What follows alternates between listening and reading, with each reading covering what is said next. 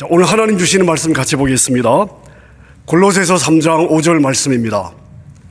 골로새서 3장 5절 한 구절 말씀 우리 한 음성으로 함께 읽도록 하겠습니다.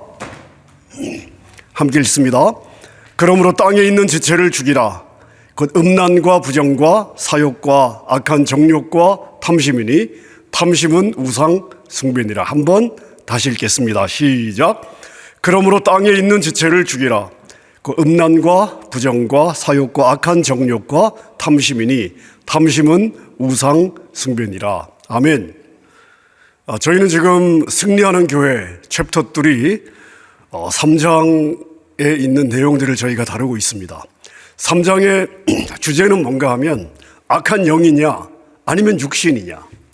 자, 그래서 케네스 목사님은 이 챕터에서 계속해서 무엇을 강조하고 있는가 하면 많은 그리스도인들이 이건 악한 영 때문이야 라고 생각하는 부분들이 악한 영의 문제가 아니라 우리 육신 때문에 일어나는 것이다 하는 것들을 계속해서 강조를 하고 있습니다. 조금 전에 읽은 우리 골로새서 3장 5절 말씀 다시 한번 볼까요? 자, 그러므로 땅에 있는 지체를 죽이라. 곧 음란과 부정과 사욕과 악한 정욕과 탐심이니 탐심은 우상 숭배니라. 여기 5가지 리스트가 나와 있는데요. 음란, 비정상적인 어떤 그 성행위, 부정, 도덕적인 타락, 사욕, 악한 욕구, 악한 정욕, 악한 욕구가 능동적으로 표현되어 나오는 것으로 그렇게 해석이 되어 있습니다. 탐심, 더 많은 것을 가지고자 하는 끊임없는 욕구입니다. 자, 여러분, 이 리스트를 가만히 보십시오. 여러분들이 이 리스트를 보시면 어떤 생각이 드십니까? 만약에 내 안에 이런 게 들어오면, 이런 게 있으면 우리는 이건 악한 영이 내 마음에 주는 것 같으네? 왜냐하면 내가 이거 원하지 않으니까 라고 생각하면서 악한 영의 탓으로 돌릴 수 있는 그런 리스트 아닙니까?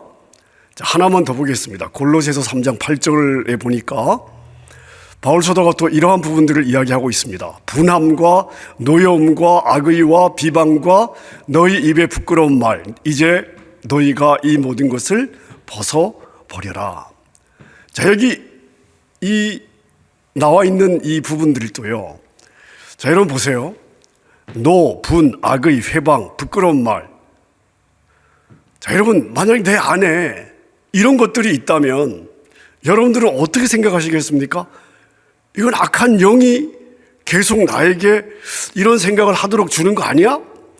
아마 그렇게 생각하기가 쉬운 그러한 내용의 리스트일 것 같습니다. 자, 그런데요.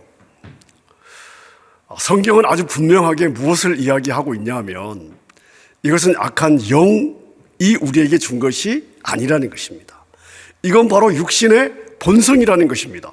자, 그래서 골로새서 3장 5절은 이러한 리스트들이 우리 안에 있는 지체, 우리 육신의 본성 안에 있는 요소이기 때문에 그러한 땅에 있는 우리 본성의 요소들을 죽이라.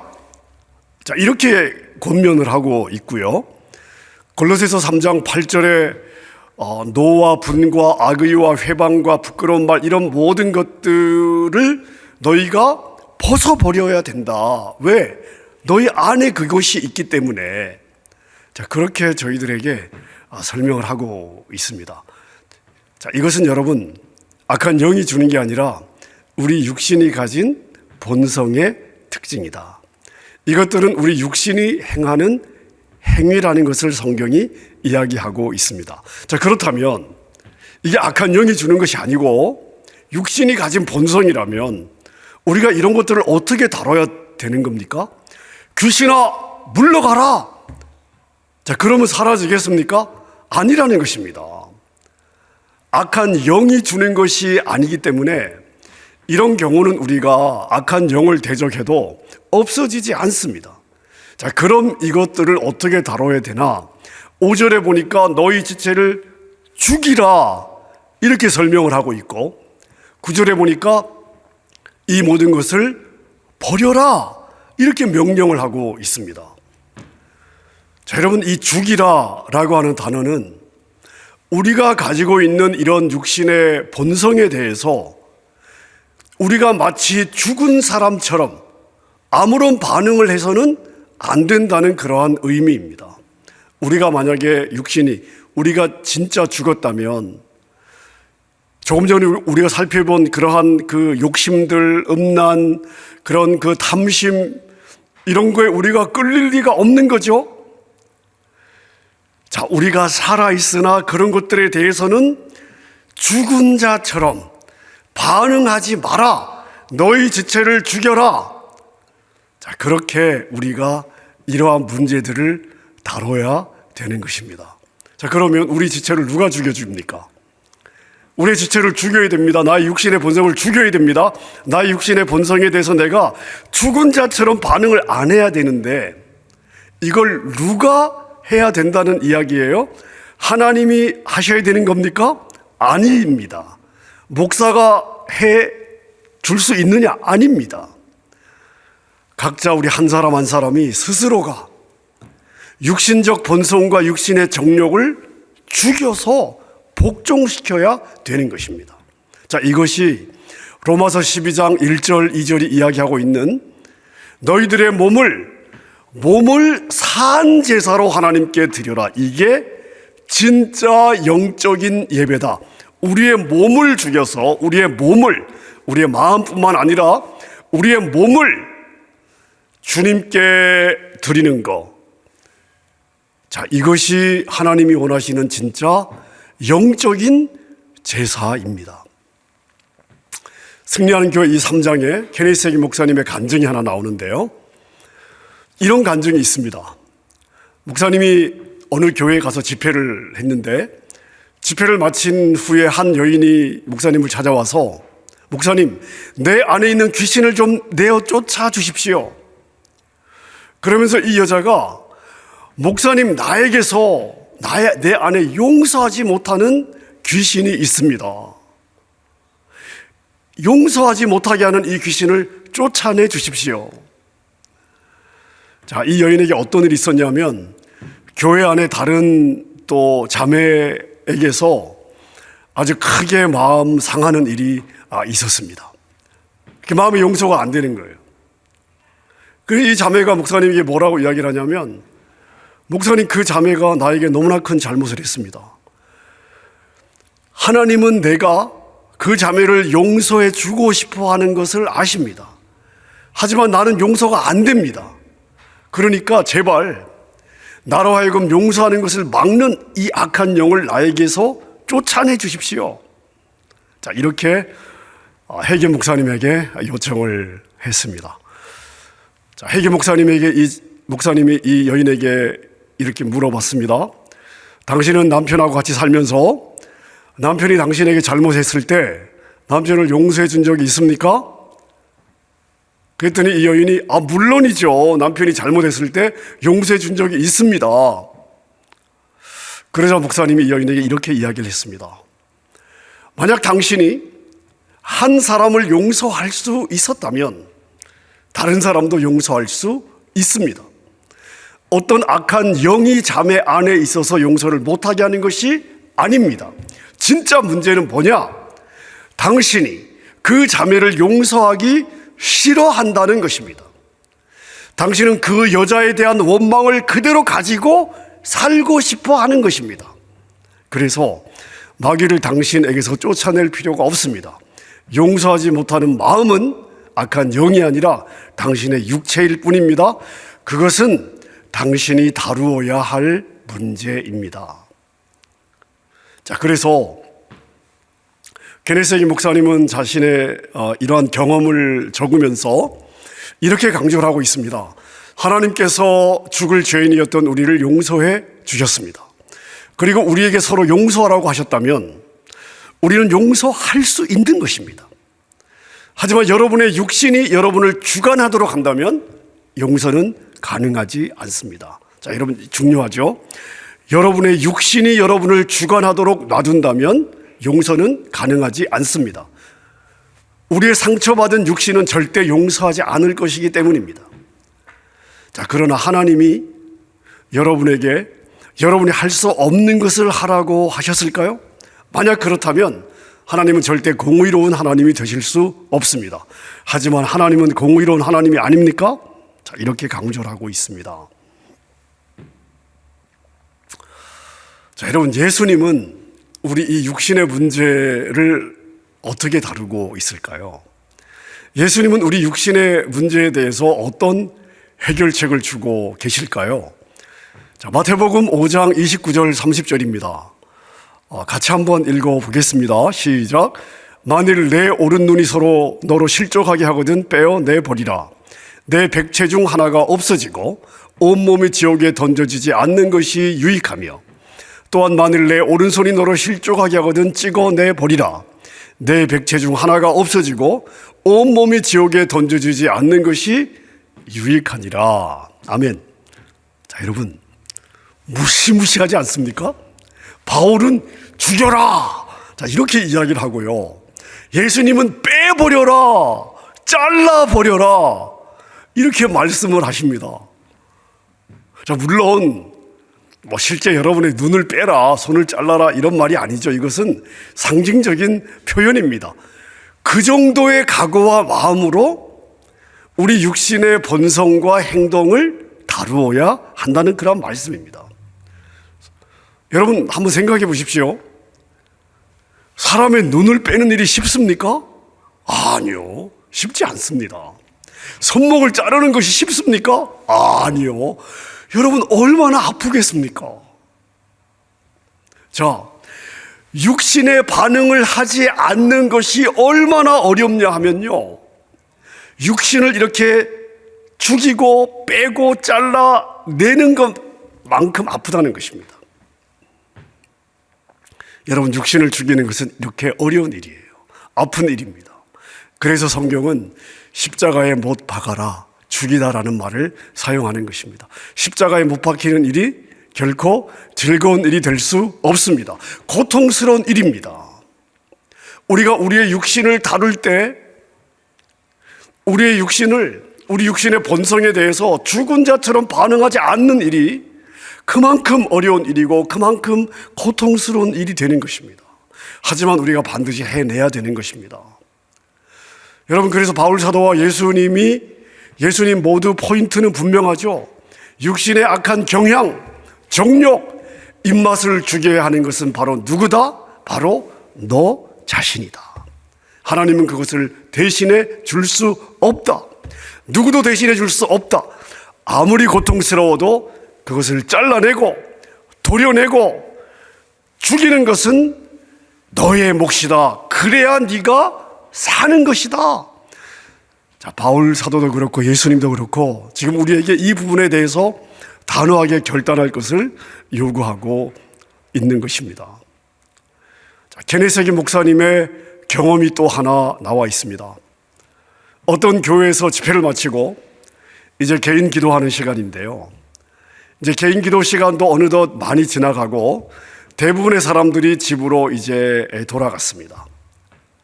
자, 이제 몇 사람이 남아서 개인 기도를 하고 있는데 갑자기 한 여인이 울면서 막 소리를 지르면서 울면서 강단으로 뛰어 올라왔습니다. 그리고 강단 위에 올라와서 막 무릎을 꿇고 기도를 하는데 이렇게 기도를 하는 겁니다. 하나님, 나에게서 가져가 주세요.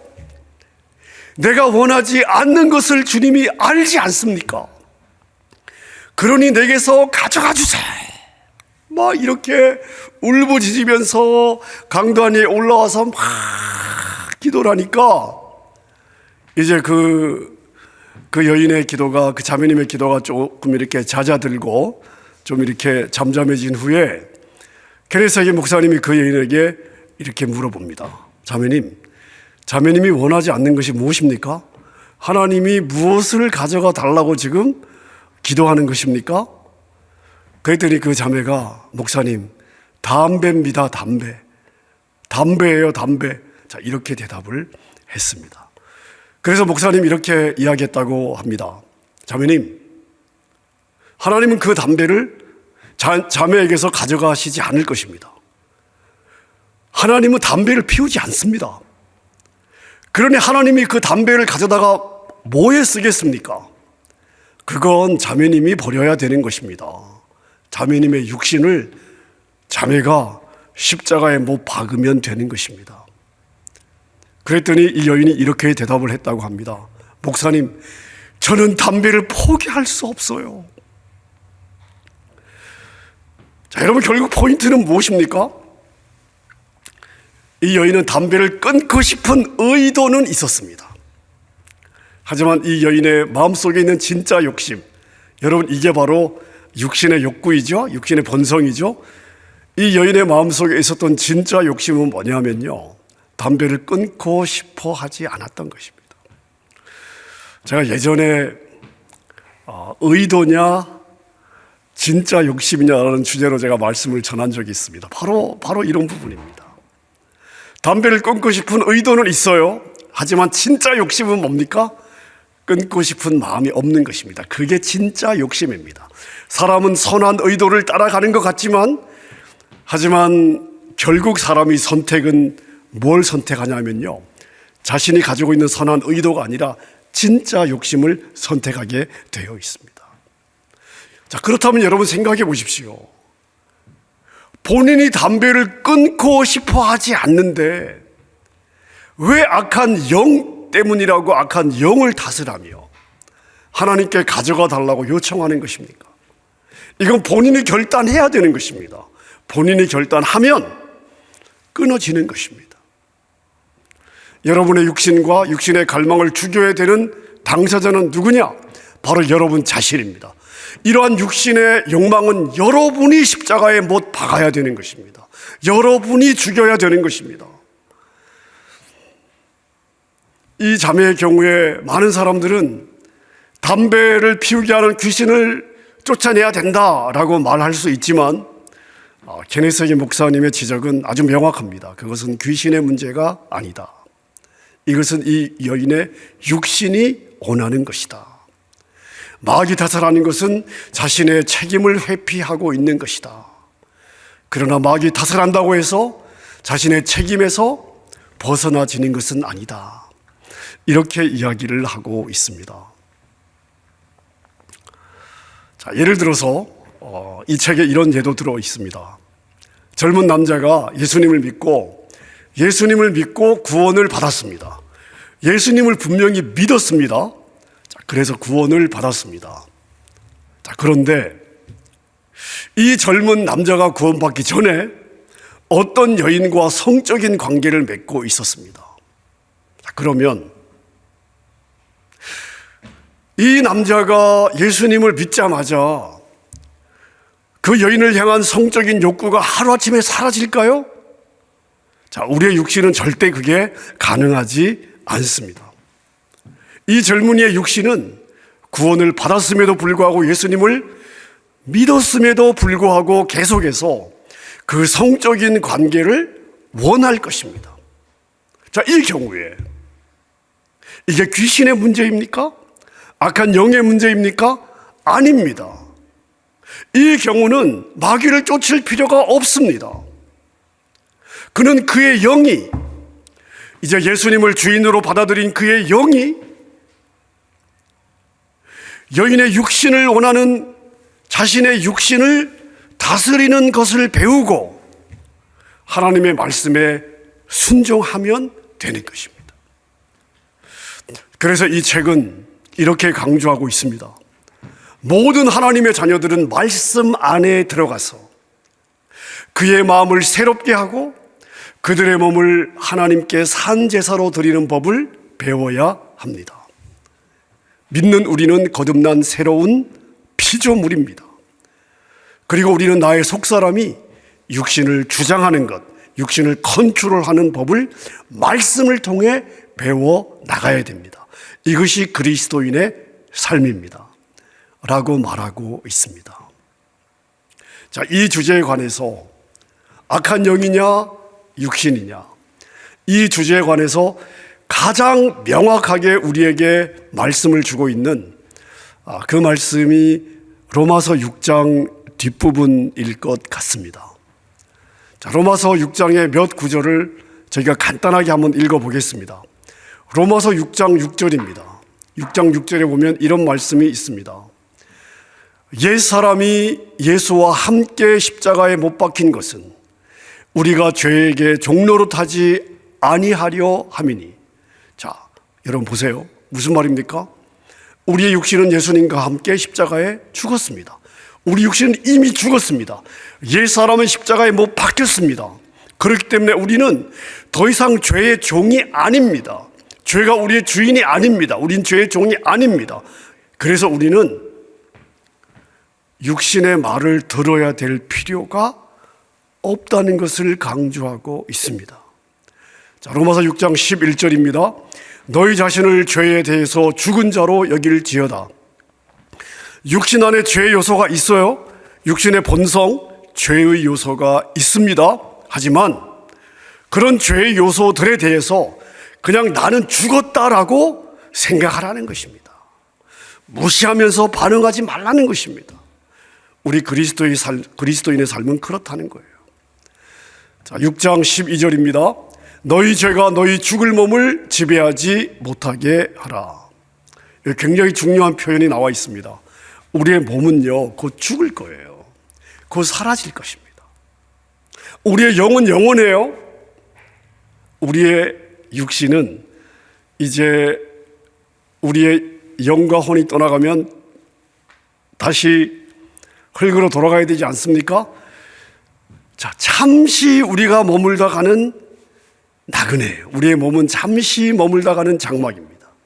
근데 여러분, 왜 우리가 잠시 우리를 머물고 있는, 담고 있는, 잠시 우리를 담고 있을 뿐인 이 육신, 이 나그네의 말을 들어야 되는가 하는 것입니다.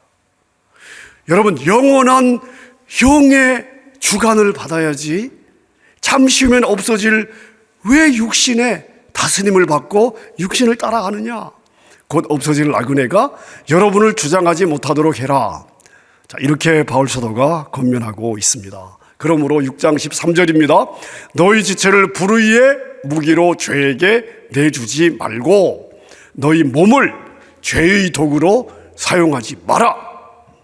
누가요? 내가. 네 자신이, 너의 몸이 죄의 도구로 사용되지 않도록 네가 막아라 하는 것입니다.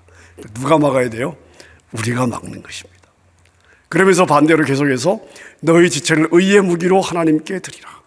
너의 몸이 하나님의 손에 붙잡혀 의의 도구로 쓰임받도록 해라. 자, 이어서 로마서 6장 14절에 보니까 죄가 너희를 주장하지 못하리니 죄가 너희를 주장할 권세가 없다. 너희가 죄의 말을 들으면 그의 종이지만 들어야 될 이유가 아무것도 없다는 것입니다. 그러면서 로마서 6장 16절에서 이렇게 결론을 내리고 있습니다. 누구에게 순종하든지 그 순종함을 받는 자의 종이 되는 줄을 기억하라. 여러분, 우리는 죄의 종이 아니에요. 하지만 죄의 말을 듣는다면, 죄를 따라간다면 사실은 법적으로는 내가 죄의 종이 아니지만 실질적으로 나는 다시 죄의 밑으로 들어가 종노릇하게 되는 것입니다. 그러지 말라는 것입니다. 자, 말씀을 정리하겠습니다. 여러분, 여러분의 감정을 조심하십시오. 여러분의 혈기를 조심하십시오. 여러분의 느낌을 신뢰하지 마십시오. 여러분의 감정과 혈기와 느낌은 정직하지 않습니다. 여러분의 감정과 혈기와 느낌에 정직한 것이 그게 진짜 정직한 것이 아닙니다.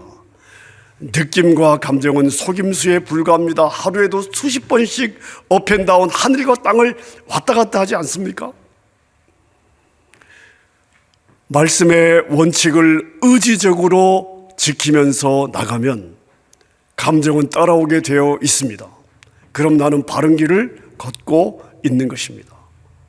하지만 감정을 따라가면 나는 파멸의 길, 죄의 길을 걷고 있을 것입니다.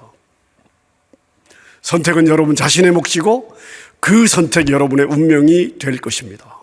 사랑하는 여러분, 사는 길을 선택하십시오. 하나님의 복을 받는 길을 선택하십시오. 하나님께 쓰임받는 길을 선택하십시오. 하나님의 기쁨이 되는 길을 선택하십시오. 말씀을 선택해서 승리하는 여러분 되시기를 바랍니다.